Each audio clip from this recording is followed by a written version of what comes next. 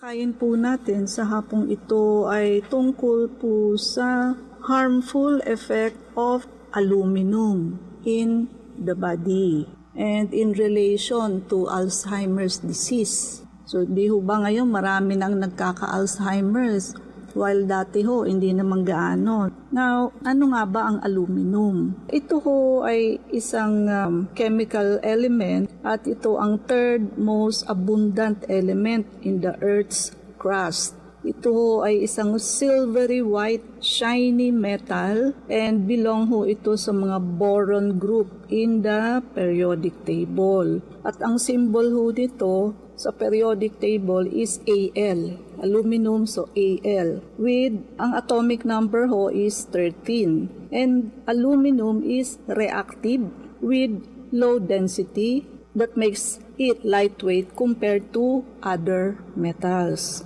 And according ho sa research, it has shown that there is a correlation between high level ng aluminum sa brain and the presence of amyloid plaques and neurofibrillary tangles, which is characteristic of Alzheimer's disease. And some studies have found na elevated level ho sa brain ng Alzheimer's patient ang aluminum. Okay? So naintindihan nyo? Di ho ba Alzheimer's disease is a kind of dementia? Kumbaga, under siya ng dementia. Sa madaling salita ho, yung pagkalimot. And up to the point na pag lumalala ho ng lumalala, pati pagsusuot ng damit nila, pag-CR, pagligo, hindi na ho nila alam gawin. And pati yung balance, yung lakad, lahat po yan. So talagang alagain po. Yung mga anak, magulang, kapatid, hindi na rin po kilala. And ang sabi ho, ang aluminum accumulation daw po. So chronic siya, hindi siya acute, hindi siya bigla. Yung paaraw-araw hong naiipon sa atin ang aluminum sa ating katawan ay later ho maglilid sa neurodegenerative disorder. Nasisira ho yung ating mga neurons, which is brain cells. So ano po yan? Neurotoxic. So, ayan, isa ho ang Alzheimer's disease sa pwedeng maging damage sa ating katawan. But, hindi lamang po sa brain ang possible harm na magagawa ng aluminum sa ating katawan. So, neurotoxicity, sa brain ho, ang effect nito, cognitive deficit. Ibig sabihin yung pag-iisip, the way you think, and pati ho yung learning impaired. Yung pagkakatuto natin, pati ho memory impaired. And sa buto ho, may harmful effect din siya. Nag-i-interfere ho kasi ito sa bone mineralization, leading to conditions like osteomalacia. Aba, hindi ho biro yan. Osteomalacia meaning nakakalambot ho ng buto, softening of bones, and syempre ho, high risk kayo for fracture. Imagine ninyo, lumambot yung mga buto ninyo, di mapipilayan ho. Hindi lamang po yun. May effect din ho siya sa lungs, respiratory problems. Pag madalas ho kayong nakaka-inhale ng aluminum dust or fumes coming from aluminum, especially sa mga industrial setting, can lead to respiratory issues including lung fibrosis, nagkakapekla to yung baga, and asthma-like symptoms. Para ho kayo may hika.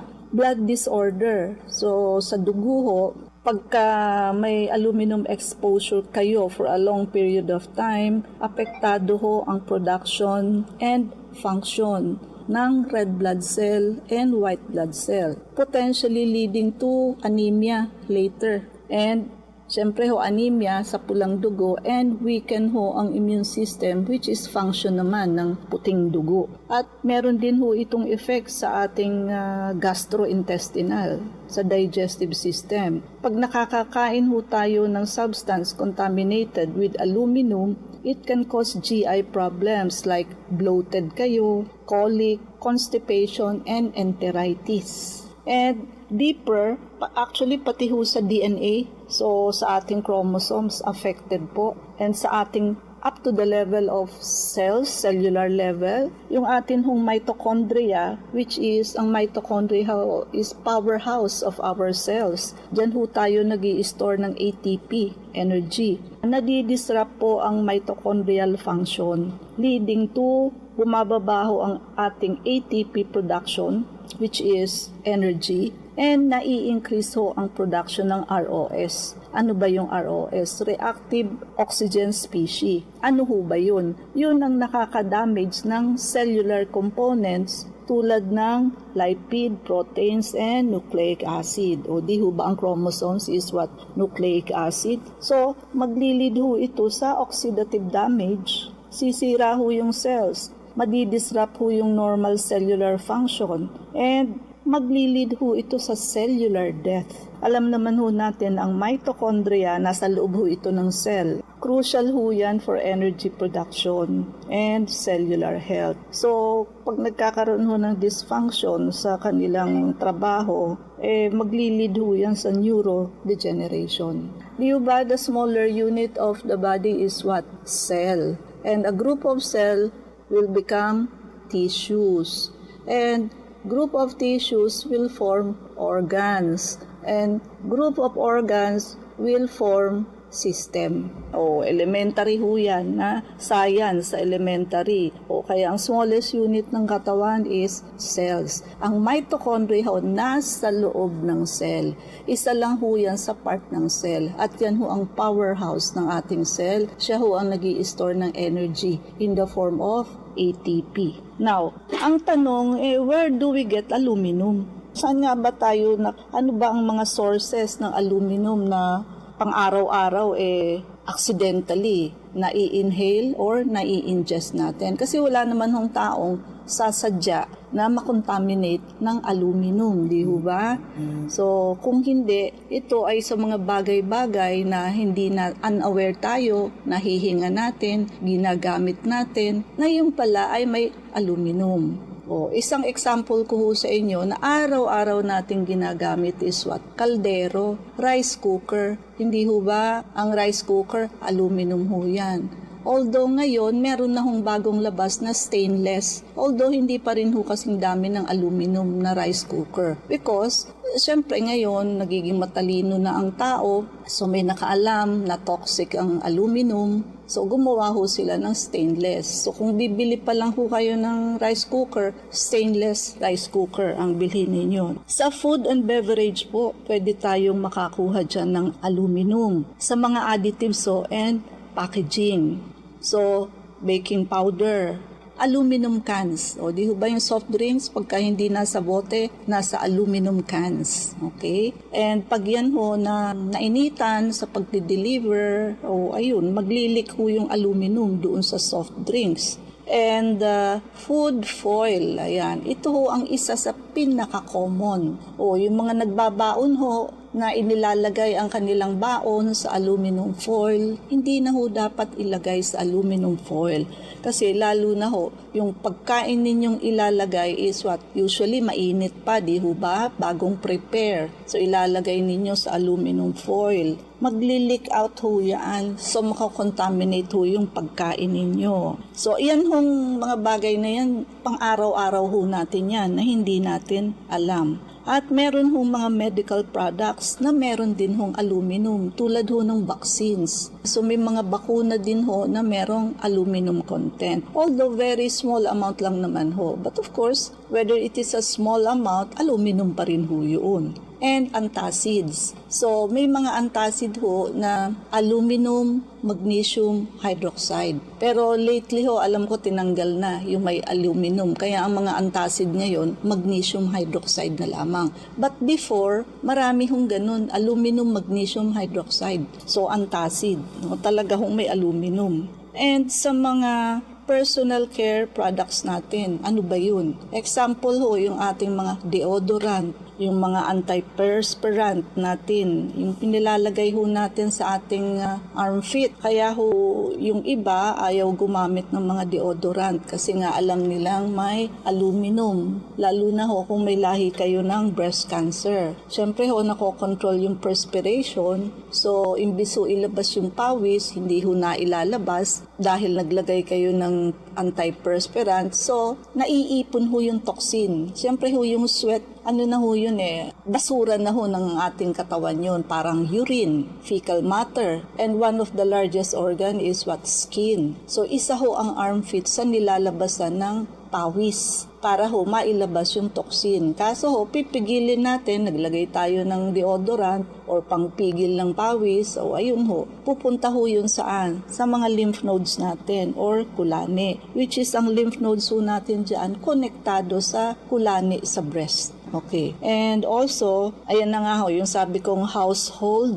products, cookware, mga kaldero natin, rice cooker, at iba pa hong cookware. Tingnan nyo kung gawa sa aluminum. O imagine niyo ipinangluluto natin. Siyempre ho, ibig sabihin, mataas yung heat, yung yung temperature. Kung yun nga hong aluminum, nilagyan mo lang ng aluminum foil, nilagyan mo lang ho ng ulam, nag-leak na doon sa pagkain. How much more yung nagluluto ka? Luto ka ng kanin, tapos rice cooker, di yung kanin ho, may aluminum na rin. Yung ulam mo sa kaldero mo niluto, o ayun din ho, matagal mong niluto, ang taas ho ng heat noon. Na siyempre ordinaryong tao, wala namang hong alam sa ganyan. Kaya nga, we are bringing this out para ho ma-enlighten yung mind ninyo. So kung bibili kayo ng mga kitchenwares or cookingwares, stainless ho, mas maganda. At sa mga pinggan naman ho, wag ho plastic, wag yung mga Melaware. Kailangan ho yung babasagin. Babasagin lagi sa baso, pati ho sa pinggan. And environmental sources, sa air pollution ho, yung mga industrial emission, meron din ho yan. Kaya huwag kayong tumira sa mga subdivision na maraming pabrika kasi hindi nyo na alam kung anong sari-saring chemicals ang produkto nila. Drinking water, so yung mga panglagay ho ng water treatment, yung mga treatment sa tubig. Minsan ho, meron ding contamination ng aluminum. And occupational exposure. So, yung mga nagtatrabaho ho sa aluminum production, metalworking, wherein gumagawa ng aluminum smelting and mining. At yung mga construction materials, so minsan nagpapaayos tayo ng bahay, nagpaparepair dahil may mga may mga tulo na ho, yung mga building materials na ating ginagamit at fixture. Yung mga aluminum sliding door po natin, window pala, window frame. Yung nauso na ho kasi ngayon, di ba? Yung sliding window frame. And sa pharmaceutical ho, aside from antacid, yung mga may CKD na gumagamit ho ng phosphate binder. Ayan, may aluminum din ho yan. Now, ano ba yung mga common symptoms ng pasyenteng may aluminum toxicity sa katawan? So, number 1 ho, tulad ng sinabi natin kanina, meron ho yung cognitive impairment, memory loss, makakalimutin na ho, at sa kaso ng ganito, matindi hong pagkalimot ito. Kasi nga papuntang Alzheimer's wherein hindi mo nakilala, aabot ka sa puntong nawawala ka, hindi mo na alam kung saan ang bahay mo, hindi mo nakilala yung mga tao sa paligid mo, hindi mo alam kung anong petsa, hindi ka na marunong maligo, hindi ka na marunong magbihis, magsuklay, and aabot ho yan sa point wherein pati yung cells mo, hindi na rin ho alam, wala na ho yung memory sa cells, kaya namamatay ho ang pasyente. Also, difficulty in concentrating. Hirap hong mag-concentrate sa isang bagay. Yan ho ay mga cognitive sa pag-iisip. Now, behavioral symptoms. Nandiyan ho papasok yung anxiety. Kaya minsan ho, yung may mga anxiety, minsan ho, may mga accumulation ng aluminum yan. Galing ho doon sa mga binanggit natin kanina. And mas severe ho sa anxiety, syempre, depression, personality changes. And sa iba naman ho, may motor coordination issues. Tulad ho ng nagtetremor, So kaya ho, di ho ba ang Parkinson's disease ganun din, may tremor. May mga pag-aaral din ho na pati ang Parkinson's disease also has contamination of aluminum. Basta ho kasi aluminum, tinatamaan ho dyan ng matindi is the brain. And nagte-tremor, may muscle weakness, hindi na ho ganun kalakas yung grip niya. Gait disturbances, yung balanse ho pag lumakad, medyo pasuray-suray. Speech and language issues. May speech impairment, nagkakaroon ng speech impairment ang pasyente at nagkakaroon ho ng difficulty with language processing. So yung pagsasalita, minsan ho mali-mali. And seizure, myoclonus, nagkakaroon ho ng convulsion, parang epilepsy. Kasi ho sa brain nga Sensory disturbances. Pag sensory ho, yung sa pakiramdam. Minsan ho, numb, pamamanhid. Tingling, yung parang hong tinutusok-tusok. And meron din hong mga pasyente na sa vision or sa hearing changes. Tulad ho ng, yung may mga nangyayari hong dialysis encephalopathy. And ano ho ba ang mga risk factor o sino ho ang high risk na magkaroon ng ganito? Yung may mga high level of exposure, halimbawa ho sa trabaho ninyo, environmental pollution, masyado hong polluted yung place ninyo dahil nasa tabi kayo ng kalsada, and high aluminum intake. Yan na nga sa cooking ware, sa iniinom ninyong gamot, and ayan, yung mga sabi nga natin kanina sa mga medical treatment, o pinapainom kayo ng antacid, kasi meron kayong GERD, may ulcer kayo, at yung mga dinadialysis, yung dialysate ng chronic kidney disease ng pasyente. At yung may mga renal impairment o problema sa kidney, nare-reduce ang aluminum excretion. So nagre-retain ka ng aluminum. Yun ang problema. Pagka mataas na ho ang creatinine ninyo, sira na yung kidney ninyo o may damage na ang kidney, imbis na ilabas nyo ho yung aluminum, decrease ho ang excretion. Siyempre, mariretain ho yun sa katawan and it is toxic. Ayan ho, kasama ang processed food. High intake of processed food. So, low calcium or magnesium level. Pagka ho, mga processed food. And of course, genetic factors. Nakaka-affect ho yan ng aluminum metabolism and sensitivity. Age, of course, elderly individual are more susceptible due to age-related changes. And mga pre-existing neurological condition are susceptible, increase ang susceptibility kasi nga ho, may dati na silang existing neurological disorders. Now, hindi yung natin masasabi na tayo walang aluminum accumulation inside the body.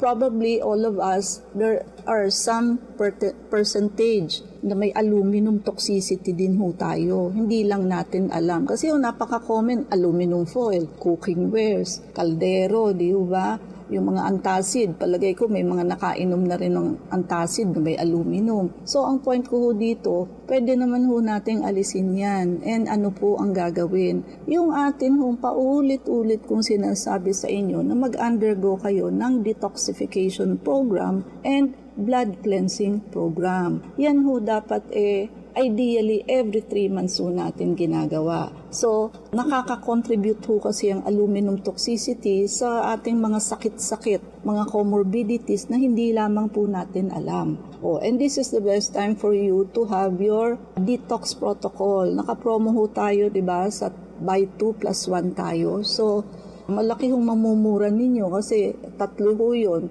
Vector scan, detox, and blood cleansing. 2 lang ho ang bibilhin ninyo pero makukuha niyo ho yung 3. And anytime ho pwede tayong mag-close niyan. Wala na hong abiso. Basta hindi ko na ho binanggit, ibig sabihin wala na yung promo. 8206. May I ask what's vector scan and how much? Okay, so siguro ho, bagong listener lang namin kayo, but for the benefit of yung mga bago lang ho, siguro hindi ninyo naintindihan ano yung vector scan. This is a whole body scan. Wala ho itong radiation. Brainwaves lang po ang ginagamit dito, but the accuracy is more than 90%. Sa vector scan ho, it catches the body before the onset of diseases. So nauuna pa ho siya bago kayo magkaroon ng symptoms, bago pa ho mag-positive kayo sa mga laboratory test ninyo, tulad ho halimbawa ng diabetes. So, normal pa ang FBS ninyo, but magtataka kayo si vector scan ho, sa kanya diabetic na kayo. Kasi ho, kahit ho very small lang yung percentage, you can really use its health prevention. Kung gusto nyo hong bago pa kayo magkasakit, alam nyo na ho at magpe-prevent nyo, vector scan is the answer. And ito lang po ang machine na nakaka-detect ng germs, mga mikrobyo ho. Sasabihin niya sa inyo yung mga bakterya, kung anong virus, kung anong fungus, protozoans like amoeba and parasites. Di ho ba yung mga nagkaka-amoeba? Hindi naman ho talaga totally nawawala yan kasi yung eggs ng parasite, nagstay pa ho yan and sometimes babalik ho yan as what? Liver abscess. Kailangan ho, dinidrain pa yan sa ospital. Maglalagnat kayo and lahat ho yan nakakapatay ng lahat ng klase ng mikrobyo.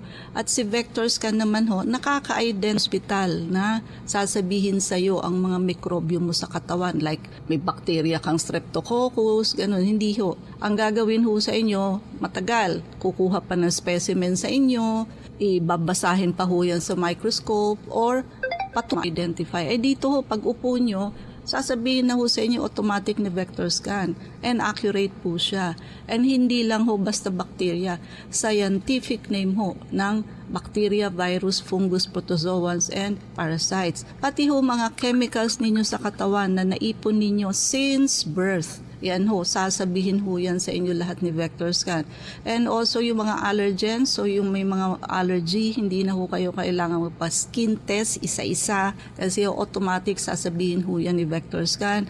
And yung may mga lahi ho ng cancer, so malalaman ho natin kung candidate kayo kasi makikita natin yung 3 root cause ng cancer at yung stroke and heart attack which is very tridor po. So makikita ho ninyo ang circulation kung barado ho ang inyong brain and heart. And also, marami hong may walking pneumonia. Makikita nyo po mismo kung meron ho kayong germs, streptococcus pneumoniae, kung meron kayo niyan, pero wala kayong symptoms. So, malalaman nyo na ho ahead. Makikita nyo sa vector scan at the same time, maririnig ho yan sa auscultation scan. Siguro naman ho yung machine hindi ko pwedeng i-manipulate para lang sabihin na may pneumonia kayo. So, kung hindi, mag-aano po yun. Kumbaga, makakadagdag ho yun sa accuracy ng diagnosis sa inyo. So, wala tayong oras. Mangyari po lamang na kayo magpalista kung kayo magpapacheck up. So, Unit 1101, Clinica Medica 101, Centuria Medical Makati, Salamanca Street Corner, Kalayaan Avenue, Makati City. Kailangan lamang ho magpalista kayo ahead. No? So, ang mga numero ay po kayong tumawag sa 546-9412, 0922-875-2899. Pwede rin po kayong mag-text sa 0925-896-1689 at 0917-810-6169.